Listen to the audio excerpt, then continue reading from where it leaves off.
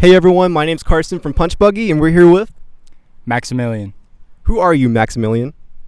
I'm me. When people hear the name Maximilian, what do you want them to think and feel? That's a good question. I want them to feel good. So you just released your debut album that is called Runner. What can you tell us about that debut project? Yeah, I worked on it for a little over a year, starting last August. I dropped it on my birthday, August 22nd. And yeah, it's just a combination of all of my skills that I've acquired making music over the past 7 years. I've been producing and writing songs. Dude, happy belated birthday. Now this album right here, this Runner is a beast. It has a runtime of 46 minutes, is that correct? Yeah, that's correct, yeah. So was it always supposed to be that long of an album? No, actually. My initial plan was I was going to make 30 songs, 30 in kind of in the same vein and structure and style. And I was like, I'm going to make 30 and I'm going to take the best 10, the absolute best 10. And then I had 10 that I really liked. And then I made 2 more. And I was like, well, I'm not cutting any of them, so 12. 12's a cool number. I like that. And then I made a 13th that I really liked. And I was like, well, that's an unlucky number, so I can't stop there. And then I made a 14th. And then... yeah, just 2 more randomly happened in the last month, and I was just like, whatever at this point, they fit. So what would you say was one of the biggest challenges of making an album so long, especially as your debut album? Just making sure it all still felt cohesive. And I like what Jack Antonoff said. He talked about singles are just singles with no purpose are like leading someone down an empty hallway with no destination. Oh, yeah. And he said album's still God. And I just looked at all the artists that I look up to, and they all just have full, complete bodies of work. My favorite album of all time being Frank Ocean's Blonde. And yep. I honestly just went and I started looking at his in the structure and kind of comparing and seeing how his flowed and ebbed. And I was like, if I can emulate that myself, I feel like I'll have a successful project. And so the making of the music is the fun part. Finishing it and wrapping it up is the hard part. So I think wrapping up the songs individually and then trying to make sure they cohesively fit as a whole project was definitely the hardest part about it. So there's a theme of running that takes shape in the lyrics, the ad-libs, and songs like Treads. So what does running represent, and how does that idea manifest itself in the album? Yeah, so it's funny, the concept of runner literally stems from at the time I started being I'm going to work on an album. I love the movie Blade Runner 2049. Oh, yeah. And so I literally I was watching it and I saw the title card and I was like, Runner looks sick in all caps. Oh, yeah. And then I was also running a lot at the time. 2 of my sisters are like huge runners. They run all the time, track, field, cross country, everything. And they had got me running with them. And I was using it kind of as a way to just cope with emotions and stress. And I was watching the movie and running, and I just was like, I'm gonna make an album called Runner. And then as I started just writing the songs, and when I say write, I don't even really write lyrics anymore. I just make the music first, and then I just sit there with my mic and say whatever comes to my mind. And I think just because I was running a lot and trying to navigate some emotional and just mental hurdles, it just came out as that. And luckily, as the album progressed, I just kept running with it. So you opened the album with Cardinal Decisions. What went into the decision of having that song first? Okay, fun fact. Cardinal Decisions and Lush were originally one single song, and they were the outro track, and again was the intro. Oh, wow. So the original plan was that. And I was in Los Angeles staying with my manager, Matt Lattis, and my buddy Nick Cottrell and Garrett Sparrow and Chris filmed that and Detage, and we all were hanging out, doing a little bit of illicit, substances here and there, and I really wanted to play them my album and get their thoughts. Right. And so I got everyone upstairs into Matt's loft, and we turned all the lights off and lit candles, and literally all of us just laid there and they listened through my whole project with me. And Cardinal Decisions was the outro, and when it got to that track, everyone kind of sat up a little bit and was invested. And then they were all like, why is that the ending? That literally is the momentum. So then Matt just basically was like, dude, make it the intro. And then once he said that, I was like, wait, like I should just cut it in half, have that be the intro, and it all just kind of clicked. Like, you know, every other song I'd kind of placed and felt really good about, but then once that happened, and then again is the outro, and it's telling you literally like listen to it again, you know, like it just made a ton of sense. But yeah, that decision was more so like someone else putting that great idea in my mind, and knowing when like, okay, I'm so invested in this, I couldn't see that perspective, and just being allowed to be like, 100%. Do you think there's now like some sort of kind of like loop quality to the album? Yeah, it's I think it's best start to finish, but I recently, because I've listened to it start to finish so many times, I listened to it back to front, and even like that, I loved it. Obviously I'm biased, but like I love the album, you know. I wouldn't have put it out. I like it too. Thank you, man. I wouldn't have put it out if I didn't love it. So I do think the replayability like is in the little intricacies and the textures and stuff that I layer throughout it. Like I want there to be something new you latch onto every time you listen to it. Absolutely, and it has that effect, especially for me. It's like I notice something new every single time I'm going through that album. The album has, sonically speaking, a lot of space in between like the chords and the drum hits. It gives kind of like a feeling of almost peace and tranquility. Is this like a purposeful choice, and how does this maybe reflect the message of the music? Yeah, I think because the way I started making music was producing first, and even like we were talking before this, and I was just saying when I listen to something for the first time, it's literally the instrumental that I'm listening to. Like obviously I'm hearing the melody and the lyrics, but I think that choice just comes out because that's the way I make music, and especially just the way I'm feeling or what I'm doing in the day or whatever really like just influences it, because I'm just like a channel for it. Like it just comes out. And my favorite musician of all time is Brian Wilson of the Beach Boys. God rest his soul. God rest in peace. Rest in peace, my goat. But he always said music, melody, then lyrics, in that order. And I just feel like, the music, the feeling comes through in the music, and then the melody and the lyrics are the additional cherry on top. But the space was intentional in the mixing side, not so much in the producing side. Right. Yeah. Speaking of lyrics, one of the most like profound lyrics in the whole project is off of Right For Me. It says, tell me what you're running from, which is also like your bio on Spotify. It makes multiple appearances in the music videos. So what is the significance of this lyric and that track in particular? Yeah, so I think I'll start with the track. I had made that in December when I was back at my parents' house around Christmas time. And it was another one of those where I made the instrumental, I started mumbling some stuff, and I was just in one of those moments where I'm like, damn, like it doesn't feel like I've found like that person that like, you know, everyone says like, oh, like there's like true love or whatever, that kind of thing. And I don't really totally believe in that. So that's what I'm saying. Like, I just want someone who's right. Like, I just want someone who makes sense.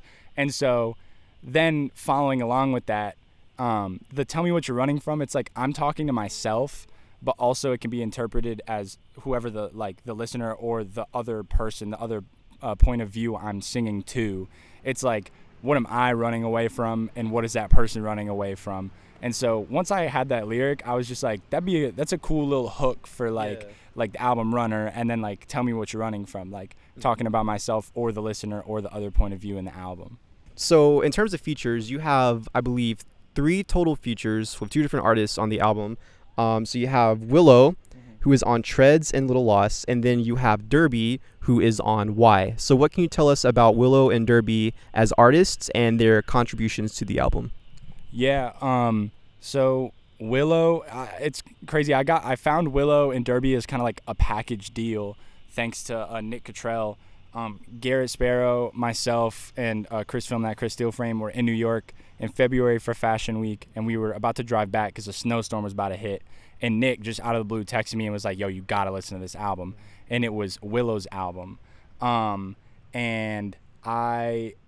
We just literally, we hit play on it instantly and listened through the whole thing. And Garrett and I were just like, damn, this is just crazy. Like, the production is so layered. I also have, my car speakers are gas. So, that's where we test all of our music. So everything just sounds so good. And then we got to the track that has Derby as a feature. And I was just like, damn. So I hit Nick up and was like, yo, we got to get in contact with these guys. Willow, initially I had sent her, I'd made Over You, the song Over You, like, and I had a second verse on it, but I didn't like my verse. And so I sent it to Nick with the open. I was like, yo, like, I feel like Willow would kill this. And he was like, yeah, let's send it. And I ended up sending her Treads and Little Loss as well. So I sent her the 3-pack, and I was like, this is one I thought, but like, here's 3, just like do what you want. Yeah. First one she sent back was Little Loss. She added vocals, production, completely like shifted the vibe of the song from the original demo I had. So then I had to go to Garrett and be like, yo, we got to rework this now that she single-handedly came in and like flipped the vibe of that song and made it like one of my favorite songs on the whole thing. That's awesome. Her contribution to Treads is crazy. Treads is just one of those, like, I don't even remember making it. I just like remember it was one of those days and I started it, and that's one where the space was like more so a lack of me like thinking I needed to say anything. Right. And then once I sent it off to her and she added her second verse, I forgot the outro on Treads. When I sent her the beat, I'd made that outro with like the acoustic guitar and the 808 and whatever, and I'd cut it after I'd sent it to her. So I sent it to her with that still on there, but then the version I had removed it. So when she sent me Treads back, I was listening through it, and I thought the song was ending, and then I heard her do her, like, the little cough at the end of it, and then it started with that like outro part, and I had forgotten that I added it, and she added this like ethereal layered, and like that became like my favorite part of the whole album. And so that's another one where just she was able to see something and envision something and create something with a part that I had been like, no, this isn't it, and like literally make it my favorite part on the album. Oh yeah, what about Derby? Oh yeah, and to Derby, Derby was just one where like it was one of those, I heard him on Willow's album and I was like, this is sick. And then I was just on TikTok and he was teasing his song Gold, or not teasing, he had just put out a song Gold, and when we were walking around New York, I put 2 and 2 together. I was like, damn, I was listening to this dude. Like, I was listening to Gold, and then he was on Willow's thing, so then I was like, damn, all right, we got to send him something. But I didn't have anything at the time, and I went to Los Angeles and worked with 2 really, really talented like multi-instrumentalists who are in a band called Clubhouse. Their names are Zach and Ari Blummer. Like, they're insane. They're awesome. They're like some of the nicest people I've ever met. They had me over, and we just like, we made a couple things, and the hour before I was about to leave, we were like, let's start one more thing. And they went in there and did the drums, and the whole drum break was recorded, and like even the vocal little like, hey, like in the background was him literally yelling over the drums, and we just added the chords and a bass line and left it at that. Right. And then when I got home, I sat there and I turned on Princess Mononoke on mute on my TV, and I sat there and like finished and rearranged and added things to the song. And then once it was done, I sent it once again to Nick and was like, yo, like, Derby, like, this is the one. And he was like, oh yeah. So then Nick, God bless that man, got all that like squared away and sent it off to him. And yeah, I mean, Derby sent it over. I sent him like my lyrics, and he sent back his verse like I think literally the next day, and unchanged. I didn't change the mix. I didn't touch any of his vocals. They were all mixed, leveled, everything. Sent it over to me. I'm like mastered it, done. Like literally like just like that. So I love his writing. I love his vocal production. It's so unique. He has such a cool way of like painting a picture with his words that also is reflected like emotionally in the way he produces his voice. Like that I think is really unique. So they're sick. Yeah, they're great. You want to talk about your decision? We were talking about this earlier before the interview. Your decision to not list the features on the track list. Yeah. So from a business standpoint, it makes sense. You know, like list the features. Like it'll get on their release radar, and it'll like all that. But I just I was like, I want to do my first album my way, the way I would want, like the way I'm picturing like 18-year-old me, who was like wanting to make music and wanting to make things like I'm making now, and what would he want? And like he would want me to do it this way, not get caught up in the like, oh, but the numbers in the business and the blah, blah, blah. Like, what does the music require, and what would that version of me love? And all of my favorite albums on that first listen through, like whether it's Tyler, Astroworld, Travis Scott, Frank Ocean, Blonde, like any of my favorite albums, the features are just not listed, and it's just like a surprise. Like hearing, I said to you before the interview, like hearing Frank Ocean on Carousel, like on Astroworld, just like that was such a formative experience for me. So I wanted to do that, and you know, I wanted also for the people who like are like ride or die with me for my music, especially right now when like we're building something and like we're at the start of it, I wanted to like replicate that experience for those people. Dude, absolutely. Yeah. Like I literally found out about the Derby feature an hour before the interview. Like straight up, one of my friends, shout out Alex, texted me or texted the group chat, and he was like, "Yo, bro, like I love surprise features." And I was like, "What are you talking about?" Yeah. I was like, "It's Derby. He's on Y. It's crazy." Dude, yeah. Speaking of Y, actually, Y picks up the pace, kind of like in comparison of earlier songs on the track list. What really like accounts for this change of pace? Yeah, I feel like it was one of those where when I was just listening through it, once we had switched around the intro and outro, the latter half of the album is a lot more mellow. There's a lot more acoustic guitar. It's a lot slower, a lot more space. And so I feel like, I don't know, when you're also thinking about like running or working out or like any kind of physical, like there's that moment where you're like going really hard before you kind of like duck down a little bit, that kind of like peak before you kind of just are like maybe walking. And it just felt like the perfect spot because the track before it is Miss American, and it's a lot more of a mellow, like kind of just, you're just like, I'm just talking about like basically going out, like you're going out or you're just going about your life and you're like keep running into the same person or that person's friends or whatever. And so like the next song is that emotional, visceral reaction of like why is this happening? Like, why me? Why'd you do that to me? Why did I do that to you? Like that whole kind of just emotional.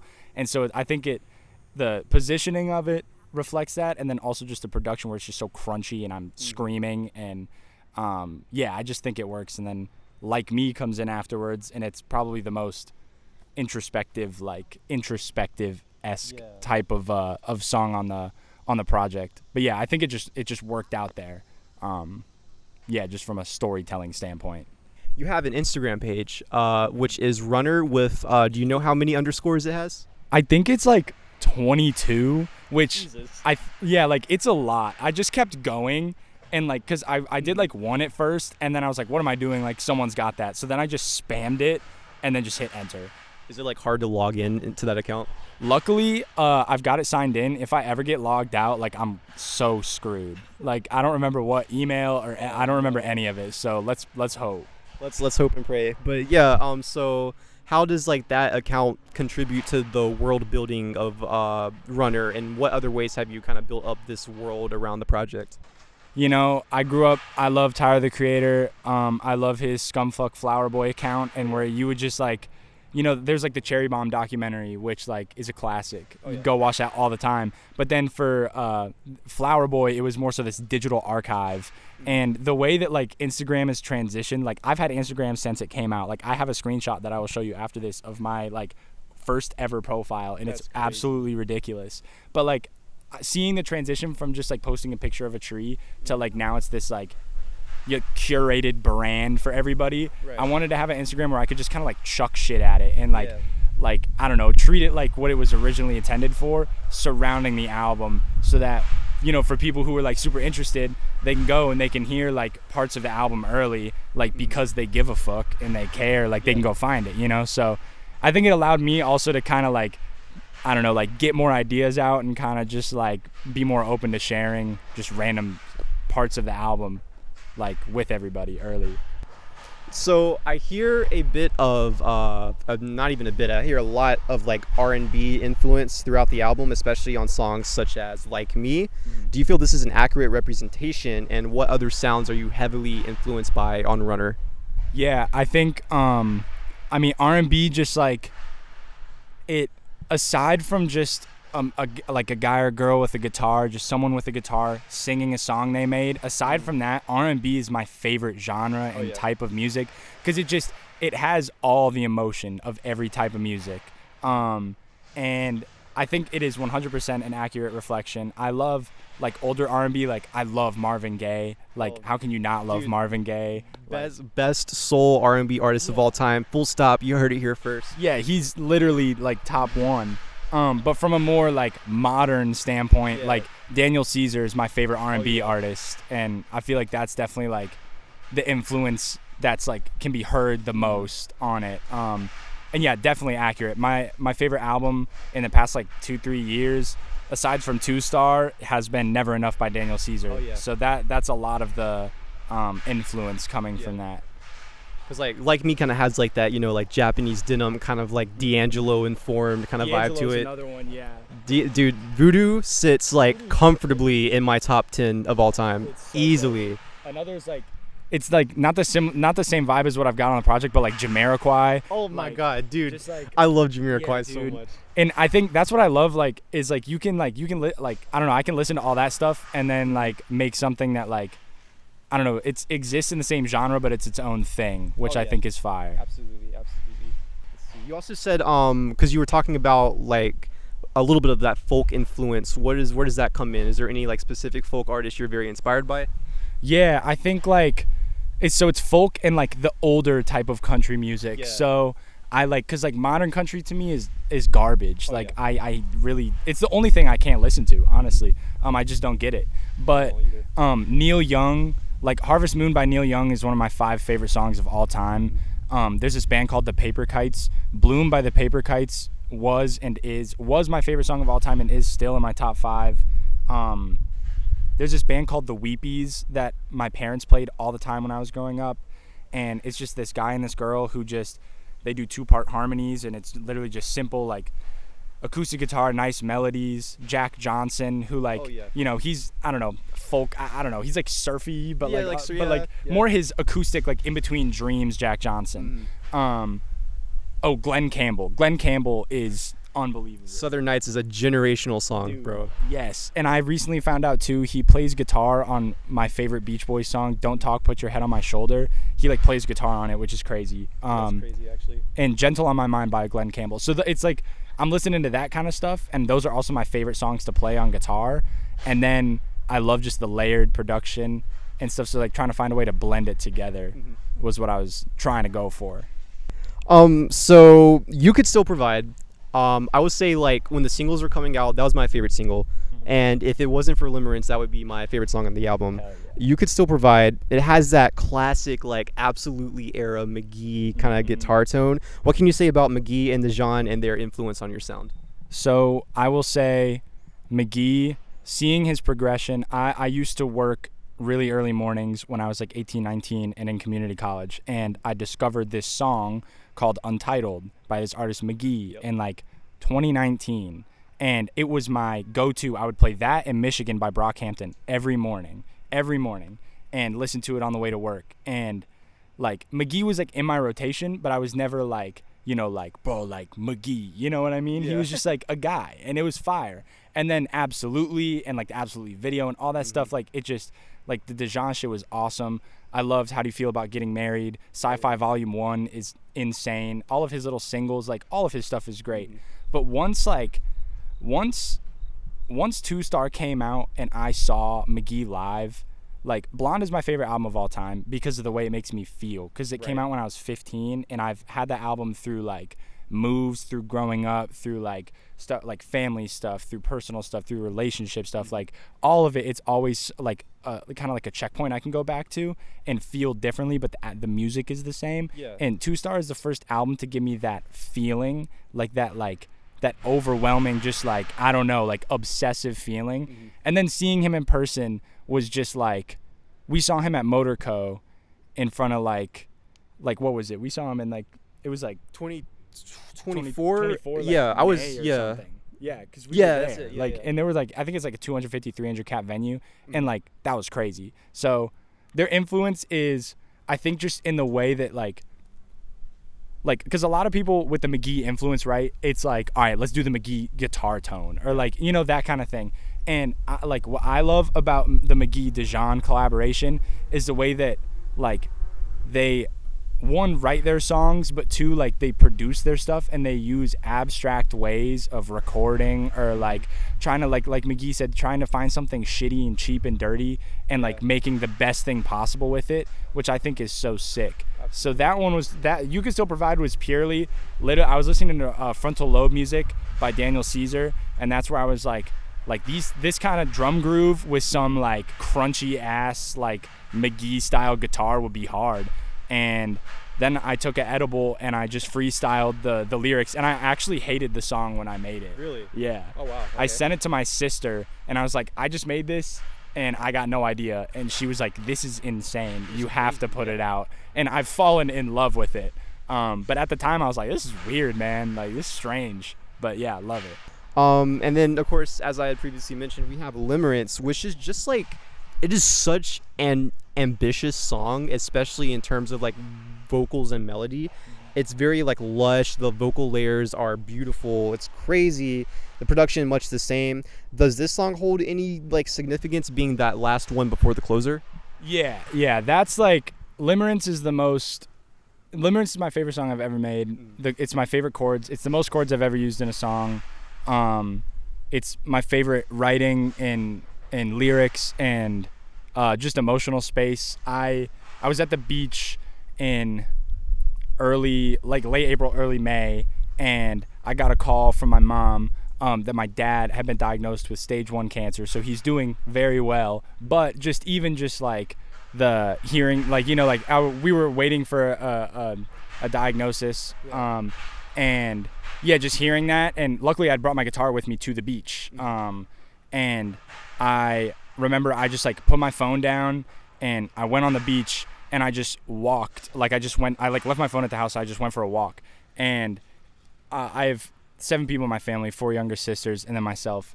And my dad, anytime we go anywhere, like he'll just like be in the front and like take a selfie, like a goofy, like whatever. Yeah. And so like right when I walk on the beach, there's a family with like 1 boy, 4 daughters, and like, wow. Like it's like I can see like my family in it, and the dad's like taking a selfie, and I was like, fuck. And then like I like go to the right, and like further down the beach there's a wedding happening, and it's like 2 young people getting married. And I was like, damn. And then like I like kept walking, and I saw this old couple like holding hands walking on the beach. This is all happening during sunset. I just found out this news, and I just like went a little further and like sat down. And then this dad and the son were like passing the football around and just like laughing or whatever. And I just was like everything's gonna be all right. Like it's gonna work out. It'll everything will always work out. And I just went back, picked up the guitar, and started just playing, like instinctually playing like the intro section of it. And yeah, and I had written it as 2 different parts, and then I combined them, and it's the song's not about like my dad getting cancer, you know. That's like, it's not like Limerence is about like, it's a deep state of infatuation with someone when the feeling isn't reciprocated. Right. And so like I think the news kind of brought out that emotion and like that like area of emotion, and I just kind of like went with it. But yeah, a lot went into that one. Shout out to Garrett Sparrow for doing the slide guitar, and Lauren Krevitson for doing the keys, and like they just elevated the song. Like it wouldn't have been that without them at all. Yeah. So we have, you know, coming towards the end of the album, Again is the last song. Was there any other thinking that went into like putting Again, last? It's funny. So at the end of Again, even when it was the intro, I had known at the start of the summer, I was like, I'm gonna put this thing out on my birthday. Like my birthday's a Friday. Like it's my first album. Like now me and my first album will have the same birthday forever, even when I die. Like this is sick. So I had this voice memo from my grandparents. They used to call me every birthday, or they still do call me every birthday, but they would like leave me a voicemail, like, cause I would be asleep.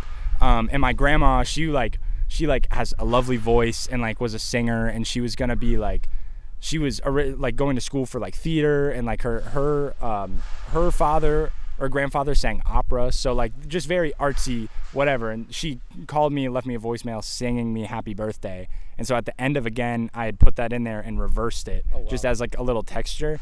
And so that's when it was the intro, and I was like, oh, this is sick. Like the album opens like with my grandma like singing me happy birthday. Like, but then once, like what we touched on earlier, once it flipped, I was like, this is even better. Like now, like it ends with like the person who I got like my like vocal talent from, and like my like earliest affinity of music comes from like my grandparents and my dad, like kind of like closing it on that with the message from them that like will now forever be like, it's forever etched into like digital and physical music. Like her voice will forever exist, I think is beautiful.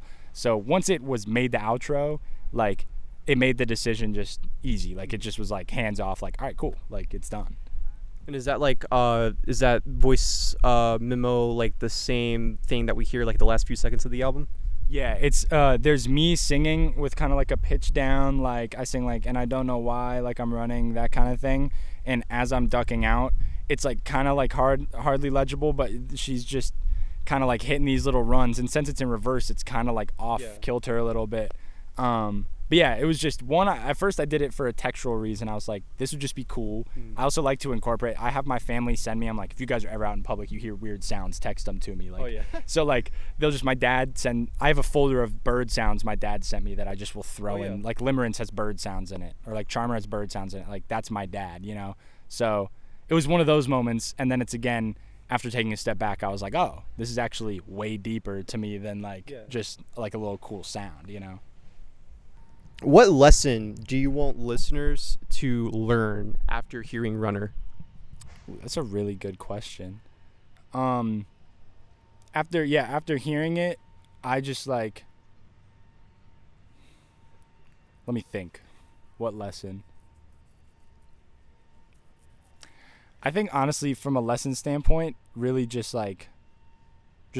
going after like the thing or person or people or whatever that you want, like viewing the running, because I talk about it in the album a lot as like what are you running from, but taking away from it like what you can like be like running towards, or like the goals or ambitions you can have that like you can achieve. Like I am delusional in a sense of like I believe that if I gave 100% of my effort towards anything, like I could do it, you know. Like obviously there are limitations, like I'm not going to join the NBA, but like, you know, like really just believing in like your ideas, goals, or passions, and like going towards them and not letting like outside limitations kind of push you away from it. For sure. Is like what I would say the lesson would be. Were there any songs that were cut from the album, and do you think that they will ever see the light of day? Yeah, there was a good bit. I have like, of the ones that were cut, I have 8 that I like really like. But they just, I don't know. It just, once other ones started getting added, it was like, you know, I couldn't justify it. Right. I know one of them I made with 2 of my sisters, and I love that song. It's sick. And I was literally thinking on the drive over here, I was like, I might just drop that in like 3 weeks. Why not? Which I probably will, because I just really like it. The other ones, we'll see if it'll get.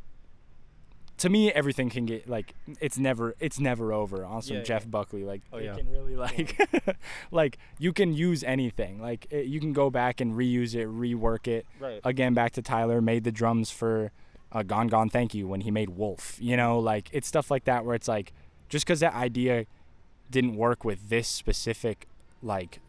I don't know, this specific like package doesn't mean that it can't be like reused later.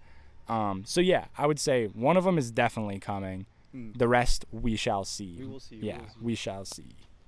So what is Maximilian into right now? Whether it be music, movies, fashion, food, whatever it is, lay it down. All right, so recently I've been very into like watching and playing poker. I've been loving watching like the World Poker Tour Championships on YouTube when I like am going to sleep. And it's funny because I watch it and I'm like, bro, I'd wax these dudes, but like I can see like all the cards and like what the other people have. So like they'll make a play and I'm like, bro, I wouldn't do that. But like, yeah. So poker, I've been loving that. I've been getting back into like trying to work out, like that ebbs and flows, trying to like stay healthy, and that's such a strange, like weirdly toxic arena in some ways to get into. And like I've spoken about that like to people in publicly, like I'm some figurehead, but like publicly before, where it's just like, yeah, like trying to get back into that and like just like work on yourself is really important. I just moved back home, so I'm spending a lot of time with like my parents, which is awesome because I just like I love them so much, and they're like the only reason they're the reason I like make music or have the confidence to do what I can do. So getting to spend time with them's sick. As far as fashion, I'm just ready for it to be cold so I can like it's an tell me about it, man. You know, like maybe it's a user error, but like I can't be fly in the summer. I can't either, dude. Like, It's hard. It's like, and then hard. I finally am, and I'm like sweating through the shit. Yeah. So like I need it to be cold so I can wear my layers. I want fall. I want sports back. Finally, the Prem is back, which is fire. Like I love the Prem. Football's coming back. That's sick. I need the NBA. I just want to be able to turn on the TV and there's a sport on. Who's your team, football and NBA? Okay, football is the Arizona Cardinals. Ooh. Yeah. Seattle Seahawks. Bro, but I drafted Jalen Milroe, though, in my okay. Dynasty League, and he yeah, is going to be a dog. He is. I will say, of all the people in our division, like, I can stand y'all the most. I appreciate that. That means a lot, especially how much we suck recently. For basketball, when I was younger, I would just follow Carmelo Anthony, and my dad was a Knicks fan, so it kind of worked. I don't feel like I'm allowed to, be a Knicks fan now. You know what I mean? Like, my dad still is, but that feels like, kind of like, eh. Well, now it's bandwagony, right? Because Exactly. Timothy Chalamet, Knicks and Six, all that stuff. Bro. Like now it's like, and so like I don't really. So it's funny, like basically wherever LeBron is, I'm a fan of, because I never growing up had a team, but I rep Charlotte because this is where I've been. It's North Carolina, even though you can't really, it's hard to rep. It's hard to rep the Charlotte Hornets. It's hard. Poverty, but we got LaMelo, and he's so fun to watch. And like, I don't know, we should have had. I don't know, if we would have gotten the first pick, it would have been like kind of electric. Either one of these years, like Wemby, like would have been nuts. But honestly, also like aside from Carmelo, my favorite is Kyrie Irving. I like to fall asleep to Kyrie Irving highlights. I love Kyrie Irving. So now that he's on the Mavs, like I've been kind of going for them. Then they lost Luka, and I was like, well, now I really got to root for them because like it's just Kai. But like now they're gonna be kind of devious. But yeah. So basically, Arizona Cardinals and LeBron James. So can we expect to see Runner come to life in any live shows in the future? Yeah, I actually am doing like a 20-minute opening set in September 19th in Durham at this place called it's like the Ruby Lounge, I believe. I think so. I know what you're talking about. Yeah, I'm opening for this guy Lennon KC. And he's a really sick dude. I met him through the first guy I ever made music with, Austin Avery. Shout out Austin. But I'm gonna do a little 20-minute set there. I'm gonna play Runner. I'm gonna have Garrett Sparrow and Logan with me. And then aside from that, I'm building out the live show so that it's just set, so that when opportunities arise, like people will get to hear the music. I'm hoping that we get to do something soon. There's talks of potentially Garrett and I doing something to be able to like play our albums for people, so that would be sick. But yeah, 100%. And I'm also planning from the more visual standpoint. I definitely am recording some like live versions of the songs that I want to use, so that'll be sick. I'm excited for those. What is up and coming for Maximilian? I'm working on 2 albums right now. One of them is more so like Body, where it's a little bit more. On this one I'm trying to strip back the production, not like from a complexity standpoint or like a texture and whatever. I'm trying to make it better songs, like better written songs. Not to say that the songs on Runner aren't well written, but Runner was kind of me flexing a little bit of like, okay, I can do this. Like, let me flex my muscles. This is like, I can produce, I can write, I can do that. Like, I can do all these things. This one, I want it to be what my original plan for Runner is, like 10 songs, well written, like polished. And yeah, right now I've got 9 on there.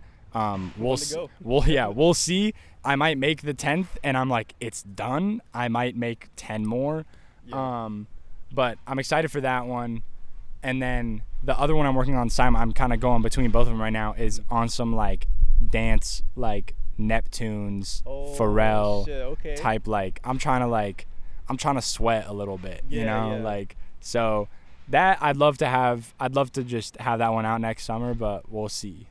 So yeah, that wraps us up. Do you have any final thoughts, any final words that you want to say, anything to plug to the audience? Yeah, man. Go listen to Runner and tell me your favorite song. I think you kind of have to listen to it 3 times before you have a favorite, but maybe that's just me. Go listen to Rambo. Great album. Yes. Yes. Great album by a great dude. Insane. So well written. The visuals are crazy. Also, let me know what you think about the mastering. Shameless plug. And yeah, be ready for Josh's EP Sasquatch. Sasquatch. Yeah, Sasquatch. Little growl in there. But yeah, I'm excited. We got some good stuff. And yeah, just let me know. Let me know your favorite song. I want to know. All right, well, this has been the Punch Buggy with Maximilian Interview. Thank you so much, dude. It's been real. Yeah, man. Appreciate you. That was a clean That was a clean dap.